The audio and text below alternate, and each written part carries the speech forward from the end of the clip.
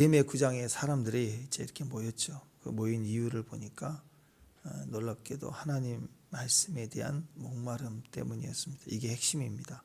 지난 날을 돌아보면 그 무너진 성벽을 52일 만에, 짧은 시간이지만 엄청난 방해가 있었죠. 그렇지만 그 짧은 시간에 신속하게 진행해서 완공을 했습니다. 그게 7장까지 내용이고, 그때 보니까 아침부터 해가 뜰 때부터 별 뜰 때, 막 별이 뜰 때까지 밤낮을 했다는 거죠.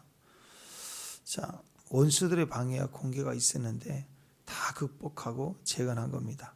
자, 성전 재건 끝. 그럼 모든 게 끝났느냐? 아니라는 거예요.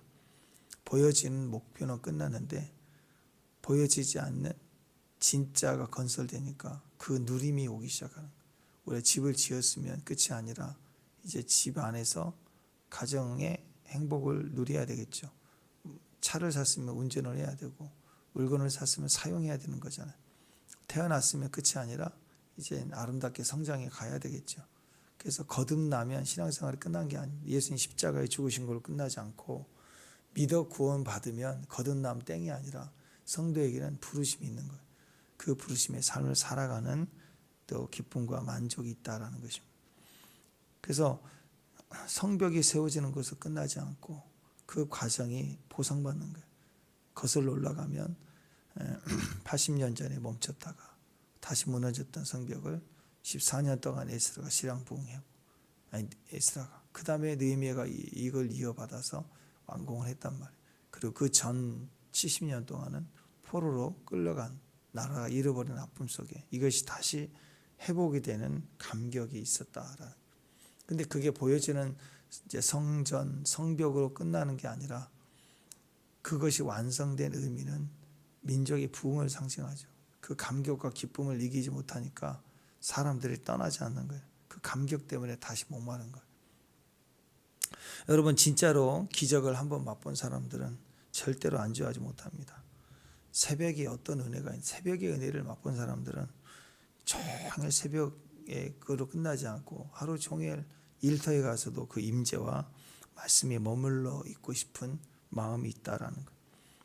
어떤 사람들은 24시간 하루 안에 하루에 교회를 2번 왔다 갔다 한다는 건 내 인생에 있을 수 없다. 이렇게 생각이 있던 사람이 일주일에 한 번만 교회 가면 되지, 이렇게 생각하는 사람도 있지만, 그래도 많이 양보해서 하루에 한 번 정도면 된다, 이렇게 생각했던 사람이 교회를 하루에도 수십 번 왔다 갔다 하는 일들이 벌어지게 되죠.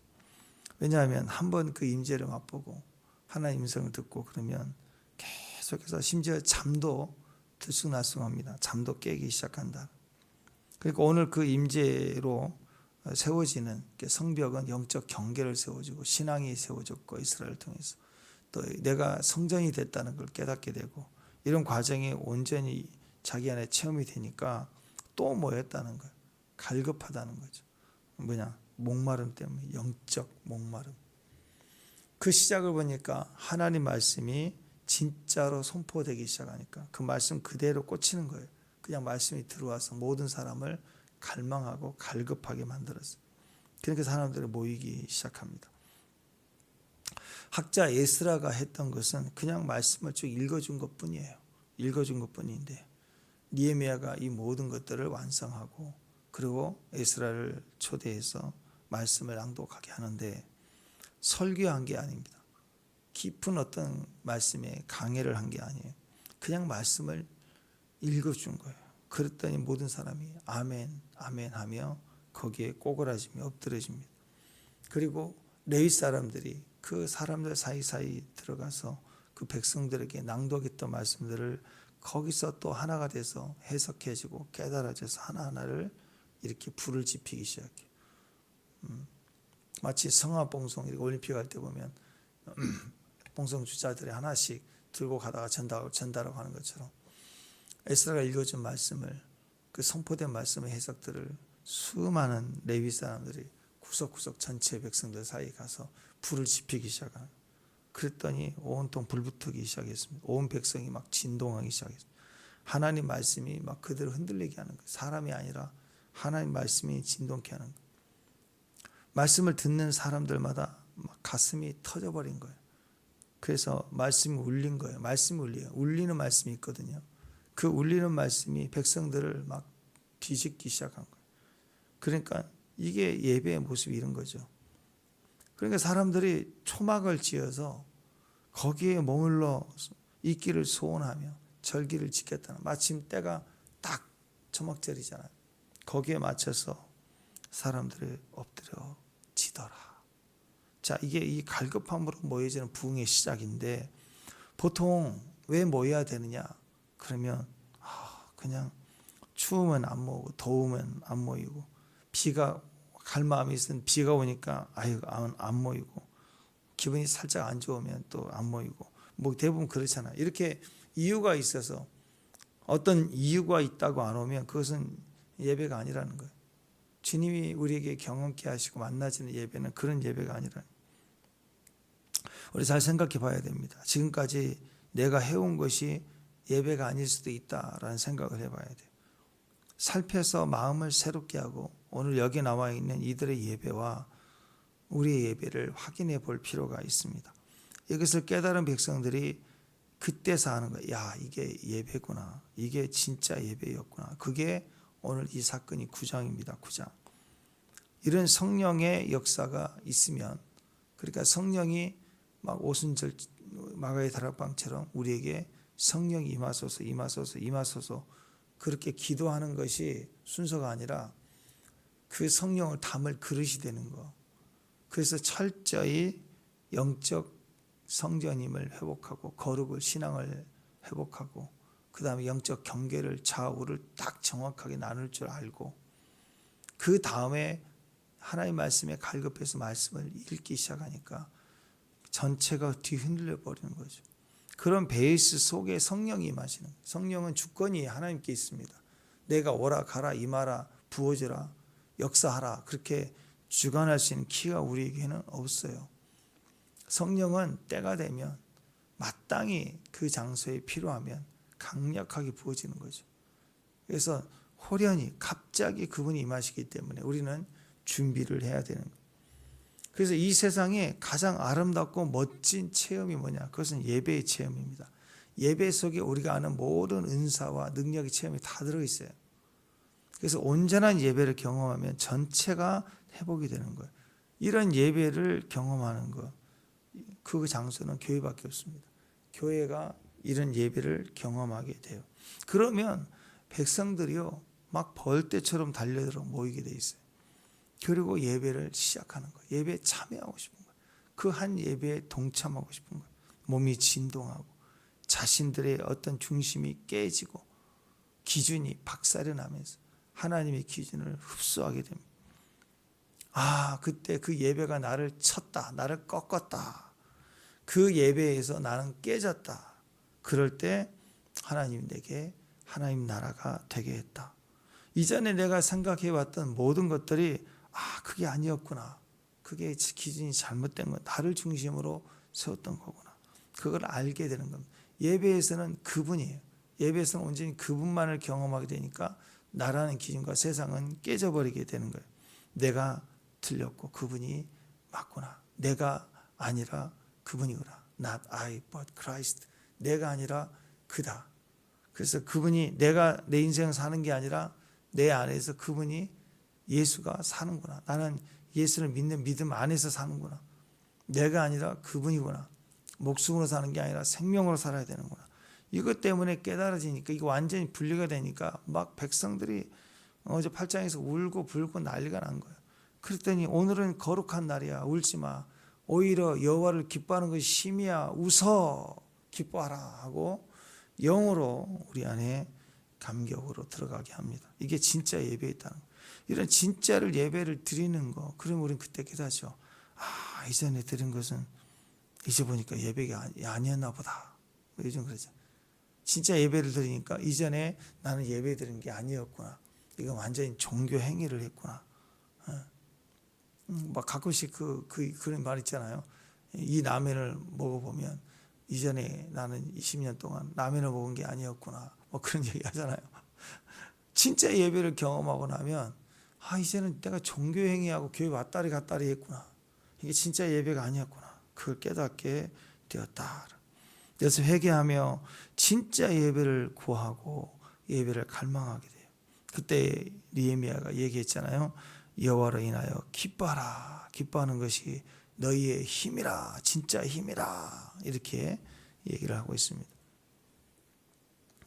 비슷한 걸 말하는 게 아니에요. 예배 같은 걸 말하는 게 아니에요. 나를 행복하고 나를 기쁘게 할 것 같은 걸 말하는 게 아니라 진짜 우리 안에 기쁨이 있다라는 것입니다. 진짜 예배를 드리면 속지 않습니다. 진짜 예배를 드리면 그것이 곧바로 부흥으로 연결돼요. 부흥은 예배에서 터졌어요. 그리고 예배자들로 인하여 개혁이 일어납니다. 이거 굉장히 중요한 얘기입니다.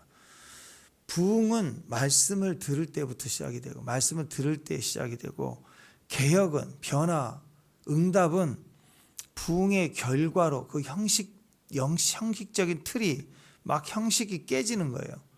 내가 살아왔던 프레임, 가치관 이게 깨지는 것이 개혁입니다. 우리가 뭔가를 사회 변화와 교회 질서 이걸 어떻게 새로운 어떤 법을 만들고 집행을 해서 뭔가 건설해 가는 게 아니라고. 틀을 깨버리면 생명이 흘러나오면 그것이 개혁이라는 거예요. 먼저 내가 깨지고 찢어지는 거, 무너지는 거. 이전의 틀이 바뀌는 거. 이전의 틀을 깨지 않고 그대로 두면서 새로운 집, 새로운 자동차 그걸 뭐 지어지고 만들어 봐야 무슨 소용이 있어요. 여전히 무너질 텐데. 그래서 부흥은 내가 아닙니다. 전적인 하나님으로부터 하나님 말씀을 들을 때 우리가 막 불붙기 시작합니다. 그리고 불붙어서 폭발한 결과로 내가 깨지는 것이 형식이 깨져버리는 것이 그게 개혁입니다. 개혁. 원래 초막절이 7월 15일인데요. 우리 달력으로는 이제 9월달 정도 되잖아요. 그래서 22일이면 끝나요. 초막절이 2주일 동안 장막에 거하는 거죠. 근데 그 은혜가 너무 크니까 22일이 끝났는데 7일로 끝나지 못하고 우리가 노래를 잘하면 앙콜에서 하나 더 부탁하잖아요. 그것처럼 8일째도 모일 때가 있었어요.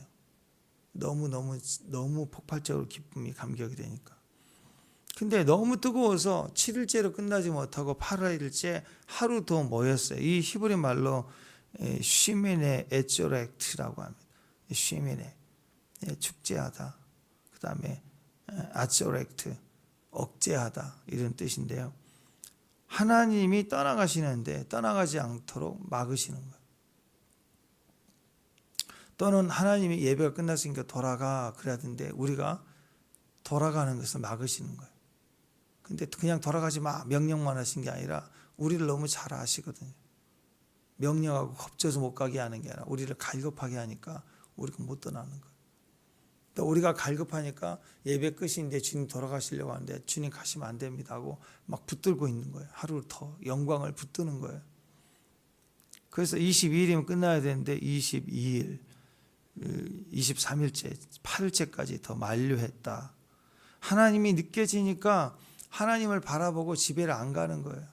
예배 시간이 11시 12시 끝나야 되는데 안 끝나는 거예요. 밥 먹으러 안 가는 거예요. 막 엎드려서 임재 안에 몸을 내는 거예요. 그게 8일째 모임인데 오늘 보니까 9일째까지 들어요. 하루를 더 연장했어요. 그래서 여기는 스스로 모였어요. 시만마 토라. 그래서 토라의 결단을 가지는 시간이다. 그래가지고 9일째까지 더 붙들었어요. 더. 그러니까 7일이 아니라 9일간을 보낸 거예요. 9일째까지 보냈다. 아마 저는 제 생각이에요. 오순절 때 몇 날이 못 돼 내가 성령을 받으라 기다리라 그럴 때 오순절이니까 6월절 예수님 죽으시고 50일째 되는 날이잖아요. 근데 예수님이 부활하시고 나서 40주야를 나타내 주셨잖아요. 그러니까 40주야를 나타내 주시니까 오순절이면 10여일 남았잖아요. 그러니까 10여일 만에 마가의 다락방에서 기도한 사람들이 부흥을 경험했는데 그 10여일 동안이 여기 나와 있는 원래 7일인데 하루도 연장 이렇게 강력한 영광을 갈망하고 있는 9일이 지나고 49일이 지나고 10일째 호련히 하고 역사하지 않았나 뭐 그런 생각도 해봅니다. 어쨌든 하나님의 영광과 임재는 그냥 봤다 이렇게 끝날 수가 없어요. 그 감격 때문에 그 감격 때문에 계속해서 머물러 있을 수밖에 없는 갈급함이 있다는 거예요. 모세도 40주야를 먹지도 않고 자지도 않으면서 영광 가운데서 하나님의 영광을 봤을 때 몸의 피부의 색깔까지 바뀌었잖아요. 빛이 났다고 하잖아요. 그래서 하나님의 영광 앞에 들어가면 그게 딱 깍두기 썰듯이 뚝 떨어질 수가 없는 거예요. 진짜로 하나님의 영광을 봤던 사람들은 입이 쌀 수가 없습니다. 사도 바울도 보좌에 올라갔을 때 그 영광이 얼마나 컸는지 14년 동안 말을 꺼내지 않아요. 두렵고 떨림으로. 내가 뭐 영광을 봤다, 빛을 봤다 이렇게 막 싸구려 같이 이렇게 자랑하듯이 하면서 삶은 여전히 틀이 안 박혀 있고 그럴 수가 없다고. 진짜 영광을 본 사람들은 뒤집어집니다. 두렵고 떨려서 함부로 말을 할 수가 없는, 입이 벙어리가 돼버려요. 세례요한 아버지도 영광 앞에 들어갔다 나와서 입이 벙어리가 돼버리잖아요. 얼마나. 사도 바울도 영광의 하나님을 빛을 보고 쓰러져서 다메섹에 있어서 뒤집어질 때, 그의 인생이 뒤집어질 때 그는 눈이 멀어버렸어요. 보지로 앞에 볼 수가 없는 거예요. 그렇게 영광은 우리에게 육신적으로도 충격을 주고 정신적으로도 충격을 주고 영적으로도 완전히 뒤집어지게 만드는 거예요. 진짜 하나님 보면 뒤집어지게 되어 있습니다. 그 사람들이 한 사람이 아니에요. 이 백성들이 성벽을 완공하는 순간, 이 영광을 경험하는 순간 전체가 모여서 더 하면서 이 말씀의 강론으로 폭발을 해버리니까 가지를 못하는 거예요. 그들이 갈급했다. 그래서 여러분, 베드로도 주여 나를 떠나소서, 그렇죠. 이사야도 화로다 내가 망하게 되었도다 하고 자기 부정을 볼 때 뒤집어져 버렸단 말이에요. 영광을 봤을 때는 개인이나 집단이나 다 똑같았다는 거예요. 전부 회개로 들어갔습니다. 하나님 말씀이 영광으로 경험이 되면 우리 안에 목마름이 생깁니다.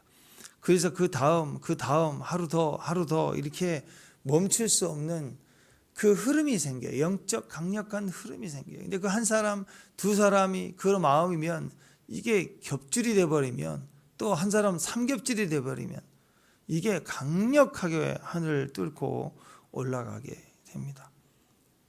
자기 스케줄과 계산대로 예배도 드리고 시간도 보내고 하는 사람들하고 달라요. 목마름으로 사는 사람하고 달라요.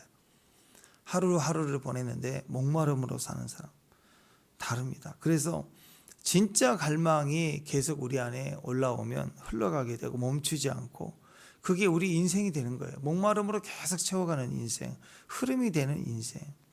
세상에서도 세상적이지만 어떤 일을 하거나 작업을 할 때 그냥 숙제니까 과제니까 하라고 하니까 하는 한 사람하고 목말라서 하는 사람하고는 결과가 달라요. 그 사람은 이길 수가 없는 거예요. 그래서 유명한 축구 선수는 한 시즌에 최다 골을 넣어서 상을 받지만 인터뷰할 때 나는 아직도 목마르다 막 그런 얘기 하잖아요. 하나님 말씀에 대한 목마름은 백성들 전체예요. 개인을 떠나 전체를 뒤집어 놔 버렸습니다. 이걸 부흥입니다. 개인 한 사람만이 아니라 전체를 뒤집어 놓는 게 그 영적 목마름이 시작이 되니까 전체가 모여서 회개하고 하나님 나라에 엎드려 버리더라. 그러니까 부흥이 시작된 거예요. 부흥을 만들어내는 게 아닙니다. 우리가 전체가 갈급하면 부흥이 시작이 되는 거예요. 부흥이 시작이 되는 거예요. 말씀을 영광으로 경험할 때요. 그리고 내 안에 그 다음 원래는 계획이 없어요. 그리고 법으로도 7일째까지만 끝이에요. 원래 그렇게 정해졌다고. 근데 그게 막 넘어가는 거예요. 넘어가니까 그 다음으로 가는 흐름이 내 안에 있다면 이미 부흥이 시작이 된 거예요. 그래서 여러분 전체 백성으로 이게 흘러가니까 다 엎드려져서 부흥이 되었다. 예전에 댄스 베이커 목사님이 그 중국의 마을에 전도를 했을 때 그 간증을 제가 들은 적이 있습니다. 와서 간증을 하는데 중국 선교를 가는데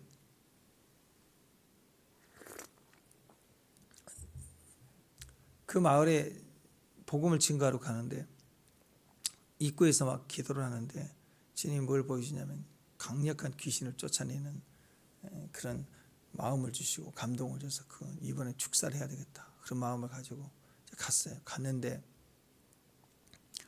가서 첫 사람만 만날 때 물어봤어요. 이 마을에 귀신 들려가고 아픈 사람이 어디 있냐. 저 집 하나 있다고. 거기를 알려준 거예요. 그래서 어디를 가요? 그 집부터 가는 거예요. 그 집부터 가가지고 손을 얹고 막 기도를 하고 같이 하는데 그 귀신이 벌렁 떨어지더니 그냥 나가버리는 거예요.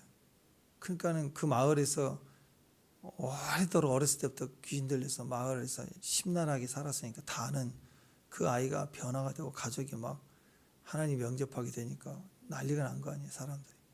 근데 이 귀신이 어디로 갔냐면 그 다음 집으로 갔어요. 넥스트 하우스. 그 다음 집으로 갔대요. 근데 그 다음 날부터 그 집에 애가 또 난리가 나 있는 거예요. 그러니까 그 집을 가서 또 기도하고 그 다음 날 기도했더니 또 나가버렸네. 축제가 버렸어요. 어디로 갔을까요? 그 다음 집으로. 그래가지고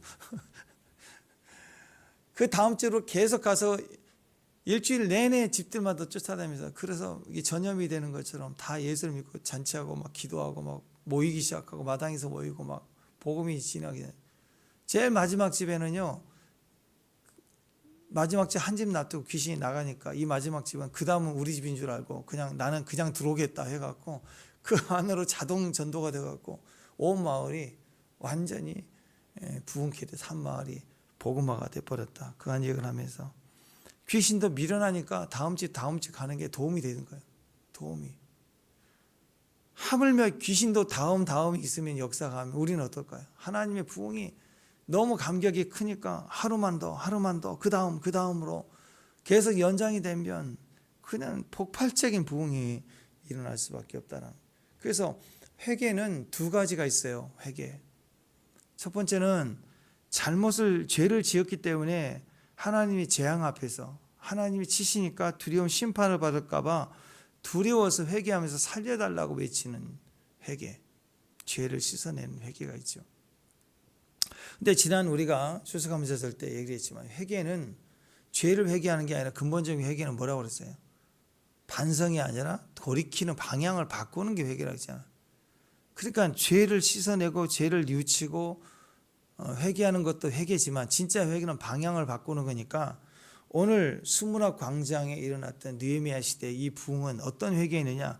죄를 뉘우치고 회개달라는 기도도 있지만 어떤 기도를 했냐면 하나님을 더 경험했기 때문에 나타나는 회개예요. 하나님을 더 향한 마음으로 유턴해버린 거예요. 더 그 상황만 회개한 게 아니라 내가 잘못한 것들 우리 민족에 대한 것만 회개한 게 아니라 전부를 회개하는 거예요. 전부를 방향을 바꿔버린 거예요. 그러니까 집단적인 부흥이 일어났다라는 거예요. 집단적인 부흥. 6.25가 터졌을 때 전체가 다 이렇게 약해지고 한 일주일 만에 부산 일대만 남겨놓고 다 함락이 될 만큼 약했잖아요. 그때 이승만 대통령이 부산까지 피난 와가지고 부산에서 기도해달라고 피난 오신 목사님들 장로님들을 철왕교회에 모여달라고 거기서 금식기도 3일째 한 날에 3일째. 그때 일반 성도들은 철왕교회 크지 않거든요. 큰 교회이긴 하지만 우리가 생각하는 수만 명 모이면 그렇게 큰 대형 교회는 아니에요. 교회가 큰 교회이지만 그렇게 그러니까 목사님 장로님들 다 피난 중에 거기서 기도하고 일반 성도들은 해운대 모래해변에 모여가지고 거기서 회개했어요. 무슨 회개했냐면 신사참배했다고 회개했다고. 금식기도 3일째 된 날이에요. 인천 상륙작전 터져가지고 옆구리 치고 들어와서 서울 회복이 된 거라. 그러니까 우리는 세상 기준으로 보는 게 아니라 철저히 하나님 기준으로 영적 기준으로 보면 성도의 회개와 부흥은 이 나라를 향한 능력은 거기서부터 시작이 된 거예요. 그걸 보시고 기회를 준 거라고. 이런 흐름들은요 전체 방향을 바꿔 놓습니다. 그냥 병 낫고 돈 좀 벌게 해주시고 그런 게 회개의 목적이 아니에요. 전체가 방향이 바뀌는 거예요. 하나님을 향하여. 그랬을 때 전부가 다 뒤집어지고 하나님 역사를 보게 되었다. 진짜 눈을 열어서 보니까 진짜 예배를 보게 되었다. 그게 회개의 모습이었다라는 것입니다. 이런 회개가 터지니까 하루 더 연장하면서 전체가 영광을 향한 갈망으로 막 드러나기 시작하잖아요. 그러니까 거기에서부터 사람들 어떤 일이 개혁이 일어나요. 부흥이 일어나면 그 나머지는 자동으로 개혁이 일어납니다. 2절 한번 보세요. 2절 3절 시작. 모든 이방 사람들과 절교하고 자복하고 이날에 나 4분의 1 그 자리에 서서 그들의 하나님 여호와의 율법제 낭독하고 나 4분의 1을 죄를 자복하며 그들의 하나님과 함께 경배. 내가 행했던 행위 하나하나를 이렇게 회개하는 거 그걸로 끝나지 않고 말씀을 읽고 말씀을 느껴질 때 말씀 앞에 섰을 때 내 안에 모든 것을 회개했어요. 말씀을 읽으면서 생각나게 하는 것을 다 가지고 엎드려 회개하기 시작했다. 회개는 그렇게 하는 거예요. 예전에 회개의 사역, 회개의 은혜 그래가지고 그걸 막 하라고 하니까 또 그게 필요한 것 같고 그래서 해보니까 하루 종일 회개한다고 진짜 회개 안 돼요.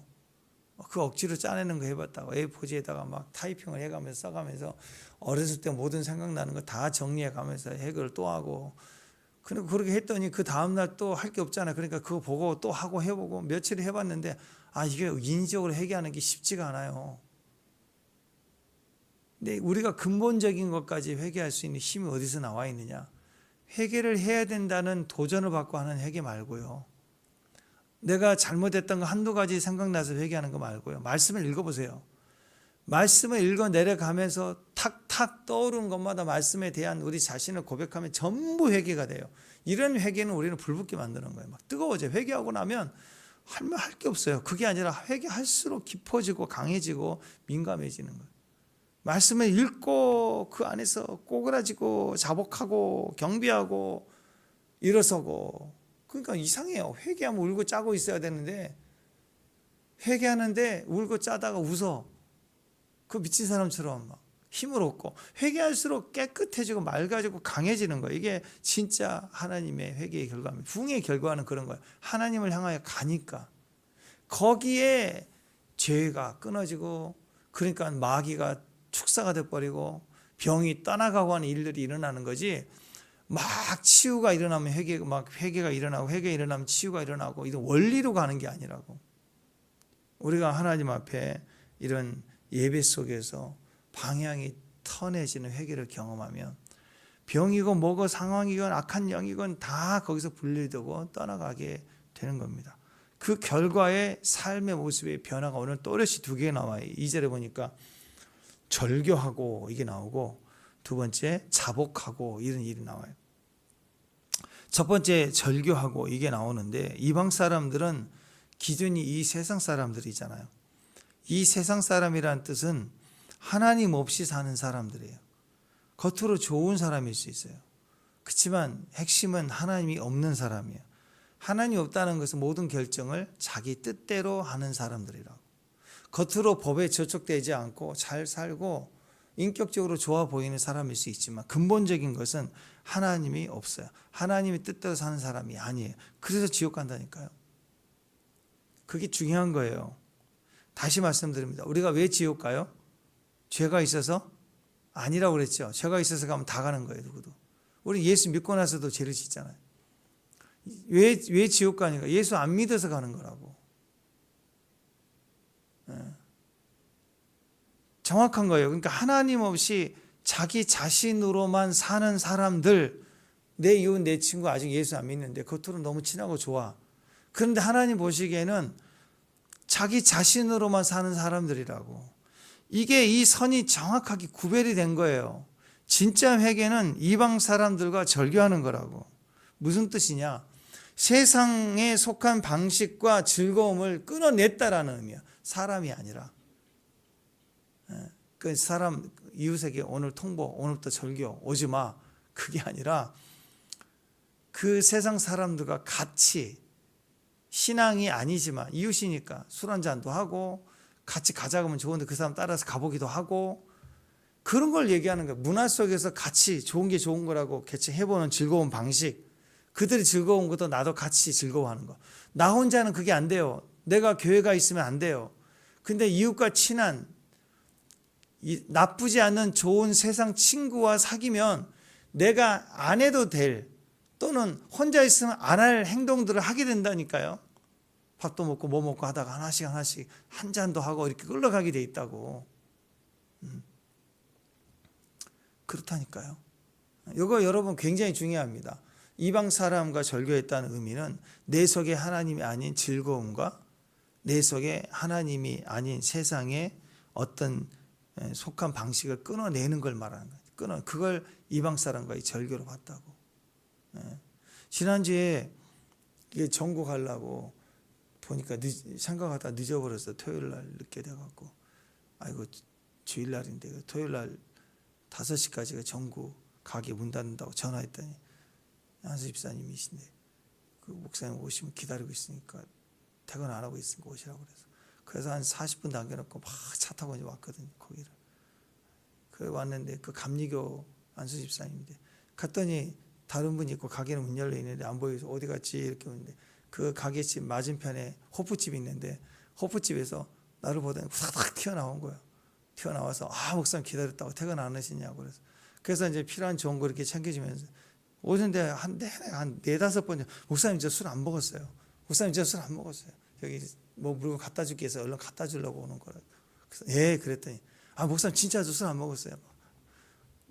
여러 번 걸쳐서 막 아니 그렇잖아. 우리 성도도 아니니 뭐 저 뭐라 할 수도 없고 그런 거 아니잖아요. 그래서 예 하고 말았는데 뭐 아무 생각 없었는데 본인은 막 뜨끔해갖고 목사님 절대 전 술은 먹은 거 아닙니다. 냄새 안 나죠? 저 아니에요. 그냥 갔다 온 거예요. 뭐 준 거예요. 이해가죠. 이해가는데 그냥 그걸 보면서 뭘 느꼈냐면 그런 두려움이 있어야죠. 다른 교회 목사님일지라도 어쨌든 내가 안수 집사인지 알고 그러면 행동에 대해서 조심스럽고 모양이라도 버리는 모양이 있어야 되고 그럴 거 아니에요. 그게 순진함이고 신앙은 그런 거예요. 조금이라도 아니라고 아닌 것은 아니라고 얘기하는 것을 다른 교회 목사님한테 괜찮지 그게 아니라는 거죠. 조그만 거라도 하나님 뜻 안에 내가 있어야겠다고 생각할 때는 그런 두려움이 있지 않겠어요? 이전의 즐거움과 끊어낼 수 있는 거. 내가 교회를 다니고 믿으니까 내가 이런 행위를 끊어내는 거. 그게 굉장히 어렵고 힘들죠. 그러나 거기에 도전이 있어요. 진짜 즐거움으로 들어가라 그 얘기 있는 거예요. 절교의 의미가 있는 게 아니라 진짜 즐거움과 두려움의 축복으로 들어가기 위해서 끊어내는 거예요. 세상 즐거움을 끊어내야 진짜 즐거움을 맛볼 수 있는 거죠. 그래서 끊어내는 싸움이 필요해요. 술 문제, 담배 문제, 이런 문제, 세상 즐거움. 어느 때가 되면 뭐 게임도 마찬가지고 그런 것들을 끊어내게 한다고. 그래서 왜 진짜 즐거움을 알게 하니까. 근데 만약에 이전에 내가 누렸던 즐거움들을 계속 붙들고 신앙생활 하면요. 마치 뒤에 의자를 한 10개, 10개 정도를 계속 가지고 살다가 그 10개의 짐을 그대로 가지고 신앙생활 하면 여전히 신앙생활 해도 짐이 무거운 거예요. 세상의 즐거움 짐이 5개 있다면 그 5개를 끊어버려. 10개라면 10개를 끊어내야 주님 안에 있는 즐거움을 더 누리게 되는 거 아니에요. 끊어내야 돼요. 그래서 수순이 그래요. 말하지 않아도 시간이 되면 다 하나씩 정리를 한다. 저는 우리 유 집사님이 낚시를 다 정리했다고 하시면서 하나씩 이날에 이것도 정리하고 저것도 정리하는 것들이 그거 보면서 다 그게 수순이에요. 수순. 하나님이 하나씩 그럴수록 우리 안에 완성되져 가고 전체가 살아가고 이전에 보지 못했던 열매들이 풍성해져 가는 것들을 우리가 보게 되는 거죠.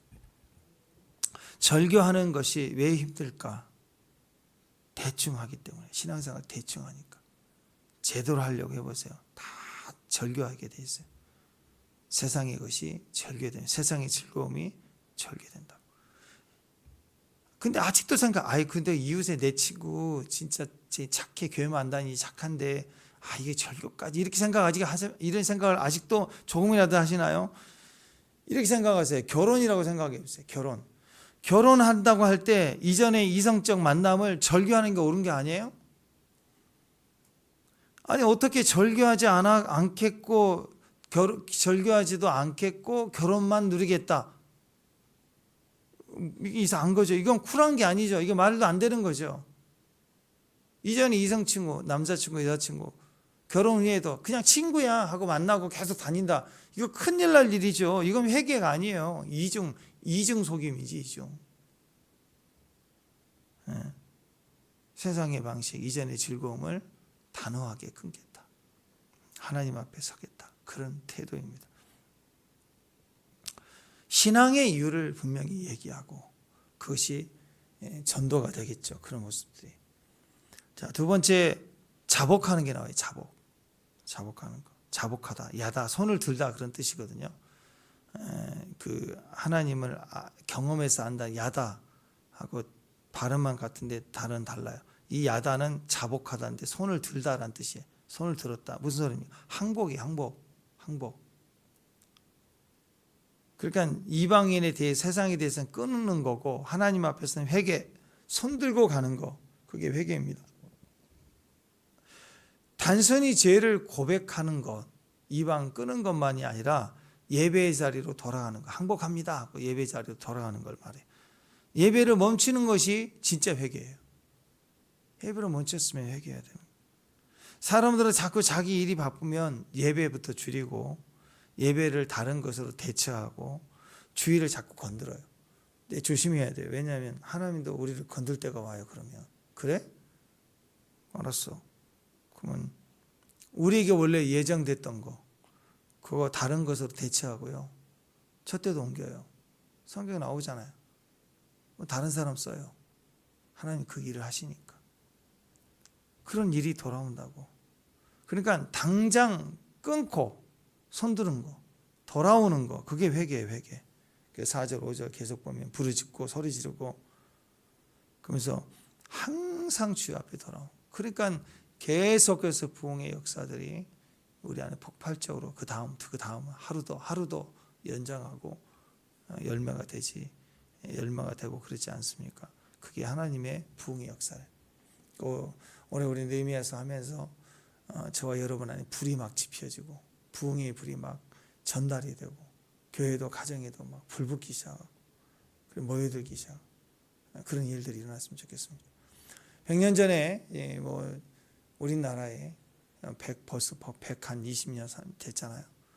평양의 대부흥이 터졌을 때 그때 길선주 장로님이 그 모임 중에 회개를 시작했는데 오늘 부흥을 일으키리라 부흥 대각성 그런 거 아니었어요. 그 당시는 신기하게도요. 남녀가 따로 예배를 드렸어요. 우리 예전에 기억자 교회 가본 것처럼. 그래서 그 모임은 그 기도 모임에는 남자들만 모였대요. 그때 길성주 장로님이 회개 내가 아간이었습니다. 하대성 교사님이 내가 조선인들을 우습게 봤다고 교만했다고 회개하고 그래서 막 남자들이 회개하고 폭발되기 시작하니까 그게 전달되고 갖고 부흥이 터져버린 거예요. 우리 교회도 마찬가지, 이 대한민국도 마찬가지. 남자들이 회개해야 돼.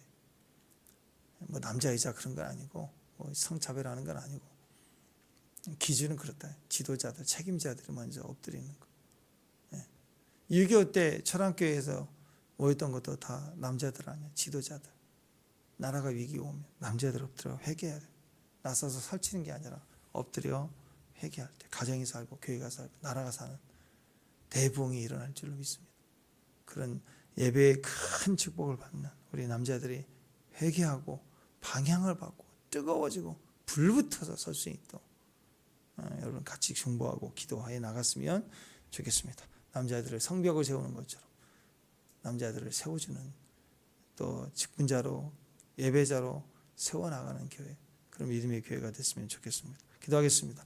하나님 감사합니다. 우리의 목마름이 그 다음으로 이어지고 하루 더 연장하여 부흥의 불이 붙어버리는 주의 부흥을 보여 주시옵소서. 예수님의 이름으로 기도합니다.